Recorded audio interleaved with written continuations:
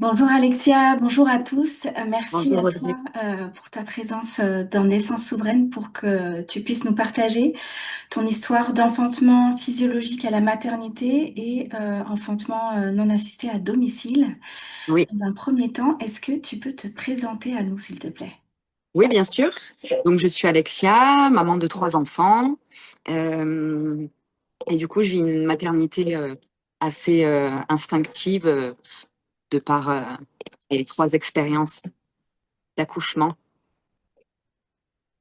Alors, dès le départ, tu m'avais partagé que tu t'avais voulu enfanter physiologiquement Oui, et c'est pas ce que tu as vécu pour ton premier enfantement. oui, c'est Qu'est-ce ça qui, exactement. ouais. Qu'est-ce qui, Euh, dans cette expérience, t'a donné vraiment le feu de vivre ensuite un enfantement physiologique? Depuis toujours, je savais que je voulais l'accouchement le plus naturel qui soit, mais malheureusement, ce n'est pas passé comme je voulais. C'est vrai que j'étais un peu jeune aux yeux du service médical, on va dire. Et du coup, ils m'ont forcé à faire une péridurale en se disant que j'aurais certainement pas géré la douleur, etc. Donc du coup, ça a entraîné des complications, entre guillemets, et enfin, notamment une hémorragie de la délivrance. Voilà, après cette expérience-là, je me suis dit plus jamais quoi. Il faut que je reprenne mon pouvoir tout simplement et pour mes futurs enfants. Alors, moins de 2 ans plus tard, tu accueilles une nouvelle grossesse dans ton corps. Oui. Et là, tu choisis alors l'enfantement physiologique, comme tu viens de le dire, de façon évidente, mais du coup, tu vas le vivre en maternité. Est-ce que tu peux nous raconter comment tu t'es préparée à cette naissance-là? Du coup, tout de suite, j'ai voulu beaucoup, beaucoup m'informer déjà à la physiologie de l'accouchement et, euh, et, euh, et à, comment dire, du coup, en fait, j'ai compris à ce moment-là que en accouchant à l'hôpital, euh, ça mettait beaucoup de freins en fait à ça. Euh, le fait d'être dans sa bulle de confiance, d'ocytocine, etc., ça peut bloquer beaucoup de choses. Donc là, je suis arrivée plus déterminée que jamais. Pour me préparer, j'ai regardé beaucoup de vidéos, j'ai lu beaucoup de récits d'enfantement naturel, de témoignages, etc. Donc du coup, ça m'a déjà beaucoup rassurée. Et quand je suis arrivée à l'hôpital, j'étais beaucoup plus déterminée et ça a tout changé, je pense. Parce que du coup, je les ai pas laissés m'infantiliser comme la première fois. Ils ont vu que j'étais sûre de moi. Je connaissais mes droits aussi. Je me suis renseignée sur mes droits grâce à la loi Kouchner, etc. Donc, du coup, c'était complètement différent, quoi. Et qu'est-ce qui a fait que le choix du lieu a été la maternité? Alors, donc à l'époque, j'étais avec le papa donc de mes deux premiers enfants et je voulais déjà accoucher à la maison, mais c'était compliqué. On vit dans une grande ville à Nice, dans un appartement qui est pas très grand, avec deux chiens, etc. Vous voyez. Donc du coup, le papa n'était pas forcément d'accord que j'accouche à la maison. Lui, par contre, était très stressé sur l'accouchement, etc. Donc, euh, donc du coup, bon, c'était même pas une option quoi pour lui. Donc, je me suis dit, l'option, ça peut être la saine nature de la maternité, qui par chance n'est pas très demandée. Donc, quand je suis arrivée, elle était disponible et c'était parfait. Elle était toute neuve d'ailleurs. Elle a très peu été utilisée. Donc voilà, c'était un bon compromis quoi. Est-ce que tu peux nous raconter comment ça s'est passé cet enfantement? Oui, bien sûr. Donc déjà, pour ma fille, ça s'était passé un peu pareil, c'est-à-dire que je fais le plus gros du boulot chez moi.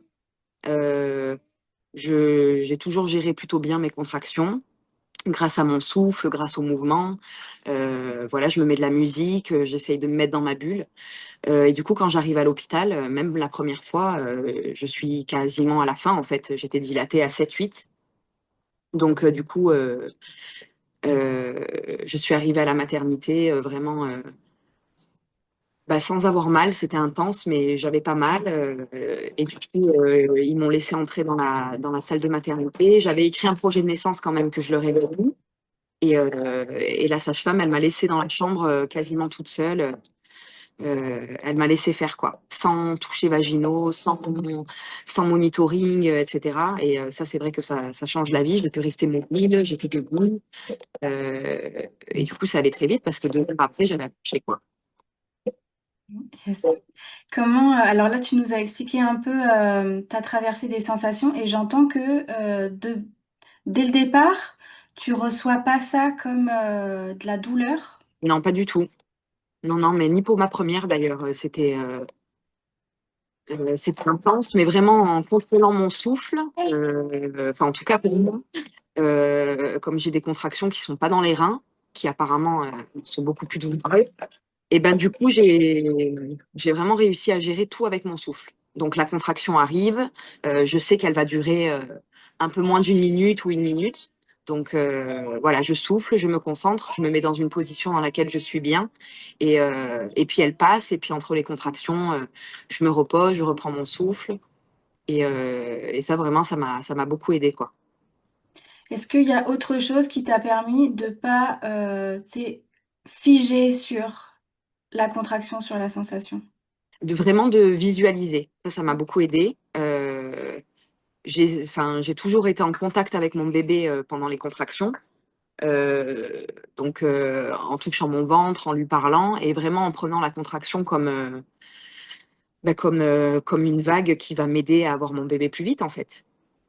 Et du coup, c'est vrai que ça aide beaucoup à pas essayer de la contrôler, à pas la bloquer, à vraiment la laisser aller. Et, euh, et j'imagine que c'est pour ça que du coup, physiologiquement, ça va vite, quoi. Enfin, du coup, c'est allé assez vite pour mon deuxième et pour mon troisième. Et dans cet enfantement-là, à la maternité, qu'est-ce qui, pour toi, ont été les clés qui l'ont rendu possible? Alors, on a entendu ta détermination tout à l'heure Oui. face à l'équipe médicale. Est-ce qu'il y a autre chose? Euh, Ben non, écoute, je pense que c'est ça principalement parce que du coup, tout de suite, les sages-femmes ont appréhendé mon arrivée à la maternité. Je me souviens, je suis arrivée devant donc la porte des urgences. Là, j'ai eu une grosse contraction qui me fait m'accroupir. Et du coup, je vois les médecins qui arrivent. Attendez, on va vous chercher un fauteuil roulant. Et donc, moi, j'étais concentrée, accroupie, en train de vivre ma contraction. Et puis, le temps qu'elles arrivent avec le fauteuil roulant, ça y est, j'étais relevée. Non, non, mais ça va. Et du coup, elles se sont dit, bon, ok, enfin, j'imagine qu'elles se sont dit, elle sait ce qu'elle fait, elle gère bien. Voilà. Et est-ce que tu penses que le fait que tu aies eu un enfantement avant, ça a apaisé aussi l'équipe ou pas du tout? Alors ça, je sais pas parce que je suis pas tombée sur les mêmes. Alors oui, peut-être qu'elles se sont dit, elle a déjà un enfant qui est né par voie basse, elle sait quand même où elle va. Donc oui, ça a dû y faire quand même, oui. Mais c'est surtout voilà le fait que je sois arrivée déterminée, j'arrivais encore à m'exprimer, tout de suite à dire ce que je voulais. J'avais quand même préparé un récit de naissance en expliquant vraiment mes souhaits, c'est-à-dire de pouvoir rester mobile, de rester dans ma bulle, qu'il y ait le moins d'intervention possible. Et tout ça, ça a été vraiment respecté, quoi. Donc j'étais très contente. Donc oui, là, je pense que le fait qu'elles nous voient déterminées, elles n'ont pas trop le choix en fait que de nous écouter, de nous respecter. Du coup, quelques temps plus tard, là, tu rencontres un nouveau partenaire et accueilles ta troisième grossesse. Oui. Alors, qu'est-ce qui se passe à l'intérieur de toi à ce moment-là? Alors du coup, avec mon conjoint, on en avait déjà parlé auparavant, et c'est vrai que lui, tout ça, ça lui faisait du sens en fait. Donc ça a tout changé en fait, parce que du coup, je savais que j'aurais pas cette inquiétude d'un conjoint qui va me transmettre ses peurs entre guillemets. Euh, donc du coup, on a vécu une grossesse très simple, très fluide, et je savais tout de suite que je voudrais accoucher à la maison, et il était d'accord. L'hôpital ne lui plaisait pas non plus. Et puis après, on s'est posé la question quand même d'un suivi ou non avec une sage-femme. Donc, j'ai réussi à trouver un sage-femme à domicile, sans savoir au début si je voudrais qu'il soit là le jour J ou pas. Enfin, au fond de moi, je savais déjà que je voulais un accouchement non assisté, mais je le laissais en point d'interrogation parce que tu sais il peut y avoir des complications au moment de la déclaration, etc. On n'est quand même pas, malgré que, que je sois dans mon droit d'accoucher seule à la maison, malheureusement, il peut y avoir des petites complications à l'arrivée du bébé. Donc du coup, j'ai gardé ça en suspens. J'ai pu lui parler de tout à ce sage-femme et il a été très, très compréhensif, sans jamais me juger, etc. Et du coup, au dernier moment, c'était une évidence qu'il ne viendrait pas en fait. Euh, donc du coup, voilà, tout ça, ça m'a permis d'être encore plus en confiance, mon conjoint aussi. Et du coup, ben, on y est allé comme on le ressentait en fait, vraiment instinctivement. Et il n'y a eu aucune entrave à tout ça. Donc là, pour cette naissance-là, il n'y a pas vraiment de préparation Non, non, à proprement aucune. parler. Ouais. Bah d'ailleurs, pour mes 3 enfants, j'ai jamais voulu faire les préparations que propose la maternité, la préparation d'accouchement. C'est pas quelque chose qui m'attirait. Je savais déjà que on avait beau se préparer entre guillemets à pousser, etc. À l'instant T, ça peut se passer complètement différemment.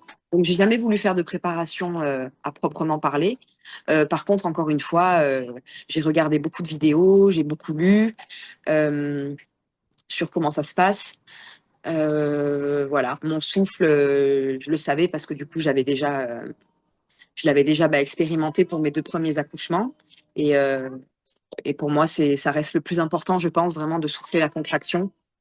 Ça permet de ne pas se laisser emporter par l'intensité de la contraction, de rester focus dessus. Et puis le mouvement et vraiment ce petit cocon de confiance et d'être à la maison. Ah oui, oui, ça change tout, hein. De pouvoir mettre de la musique, de pouvoir baisser les rideaux. J'ai accouché dans la journée. Ah oui, ça change tout. Est-ce que tu peux nous raconter du coup plus spécifiquement comment s'est passée cette naissance-là? Oui. Euh, donc ça faisait déjà plusieurs semaines que j'avais des contractions, parfois qui étaient fortes. Et en fait, cette nuit-là, j'ai eu une vraie contraction qui m'a fait dire, bon, bah, c'est pour aujourd'hui, en fait, quoi. Et, euh, Et donc, mes enfants aînés, auraient voulu être là ce jour-là. Et c'était le dernier jour de l'école avant les vacances scolaires d'été. Et, euh, et en fait, j'étais déjà très concentrée. Je me suis dit, bon, on va quand même les amener à l'école. Et puis, s'il faut, on ira les chercher quand ça arrive. Mais du coup, ça s'est passé assez rapidement. Euh, donc le matin, j'ai pu continuer mes petites activités, à préparer mon petit coin, à faire un petit coup de ménage, de prendre ma douche, etc. Et, euh, et je sentais que ça arrivait, mais c'est toujours difficile de savoir quand exactement, parce que effectivement, ça s'intensifie très vite. Et puis, comme on reste mobile et comme j'ai pas de douleur entre les contractions, et ben, je redeviens complètement normale, entre guillemets. Je peux continuer de parler ou de m'affairer, entre guillemets. Et du coup, c'est difficile de jauger. Et, euh, euh, et puis, on m'a offert la venue d'une super photographe pour ce jour-là. Et donc, j'ai juste eu le temps de lui envoyer un message pour lui demander de venir, en lui disant, je pense que c'est pour les heures qui arrivent. Et, euh, et donc, quand elle est arrivée, on a pu encore échanger. Je me suis installée à ma table à manger, donc qui est un peu haute, et du coup, je savais que je pourrais m'appuyer à cet endroit-là. J'avais pas envie d'accoucher sur mon lit ou dans mon canapé. Je savais vraiment qu'il fallait que je puisse rester accroupie, quoi, qu'il y ait de la gravité en me tenant à cette table. Donc, on avait installé une petite couette, une serviette, etc. Et, euh, et puis, voilà, je me suis fait des tisanes de framboisier pas pour accélérer, mais pour m'être, voilà, vraiment rester dans cette bulle-là. Et puis, en fait, du coup, c'est allé assez vite. Donc, j'ai réalisé que c'était pas forcément une bonne idée d'aller chercher les enfants. Il fallait que je reste concentrée. Et puis, mon conjoint ne pouvait pas non plus s'absenter parce on savait pas combien de temps ça allait prendre. Et du coup, là, voilà, au bout d'un moment, je ne pouvais plus parler. Il fallait que je me concentre vraiment dans ma position, à cet endroit-là. Et je commençais à vraiment souffler les contractions, euh, à rester focus, à bien bouger. Enfin, je suis rentrée un peu dans un état de transe la dernière heure, en fait, parce que du coup, ça s'est enchaîné rapidement. Et, euh, et du coup, j'ai senti vraiment que mon bébé était en train d'arriver, qu'il descendait.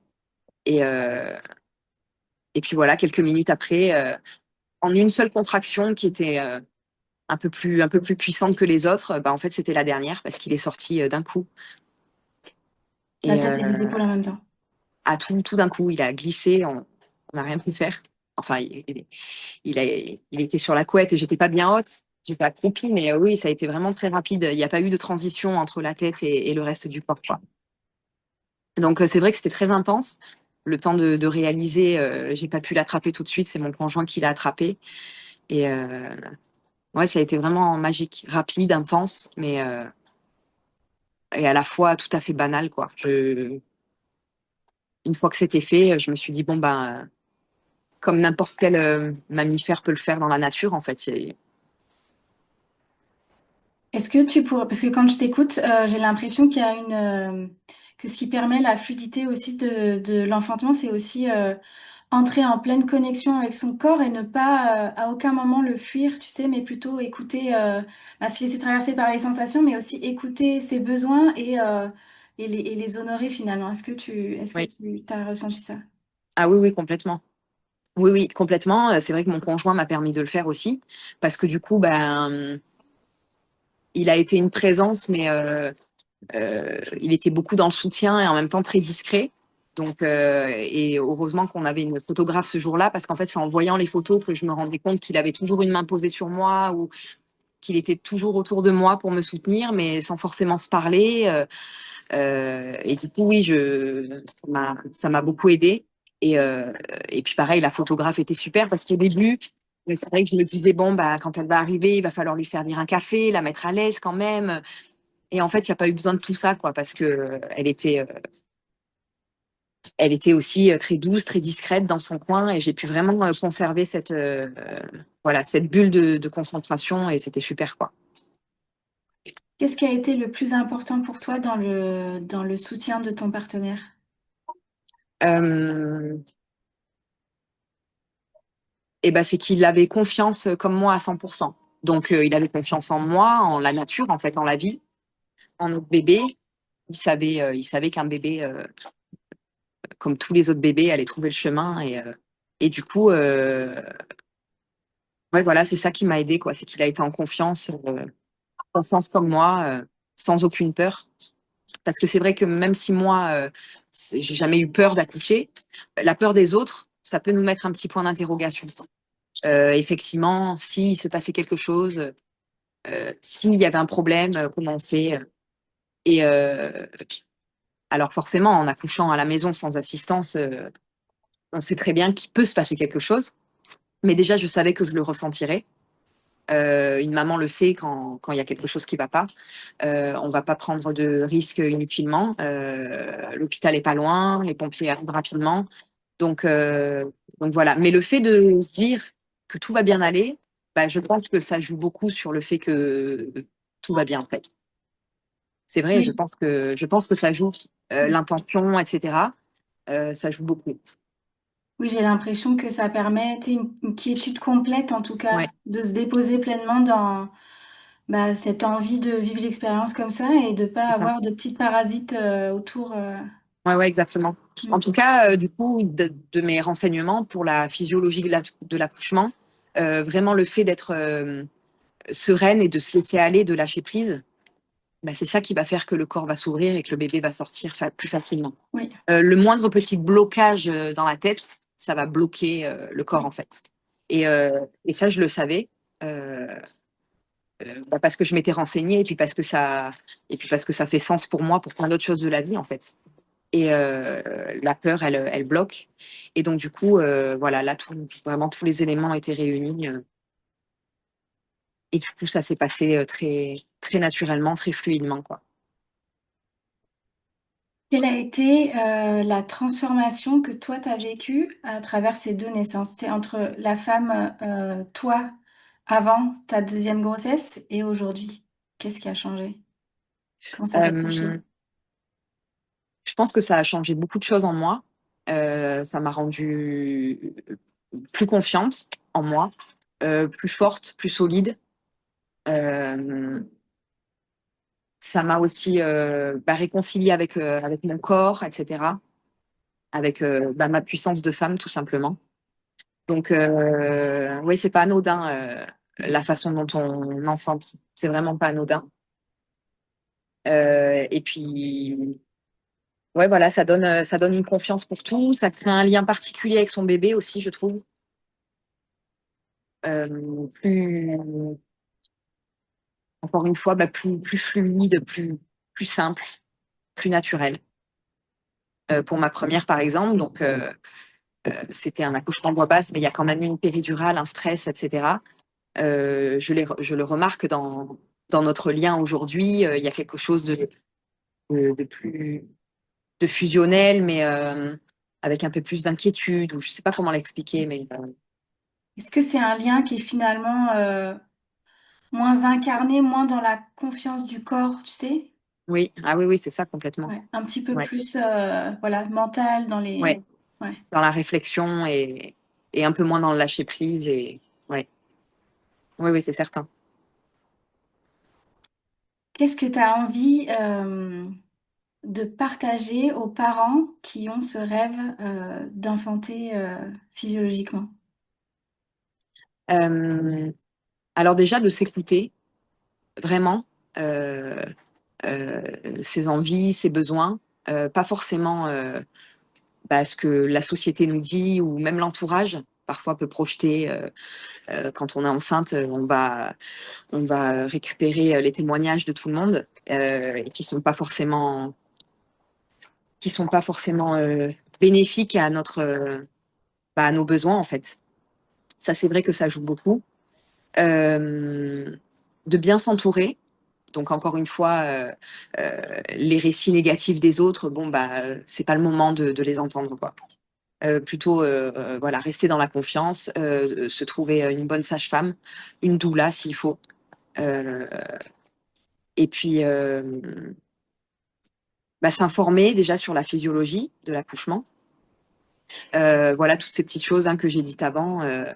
Euh, que je pense que l'essentiel, c'est d'être vraiment alors sereine le jour J, je dirais pour un premier, c'est normal qu'on ait des craintes, on sait pas du tout à quoi s'attendre, mais de vraiment se rappeler quand même que à la base, ça reste un acte assez banal, comme manger ou respirer. Hein. Nous sommes des mammifères, on est fait pour enfanter, et le corps sait faire, le corps se souvient, nos ancêtres l'ont fait.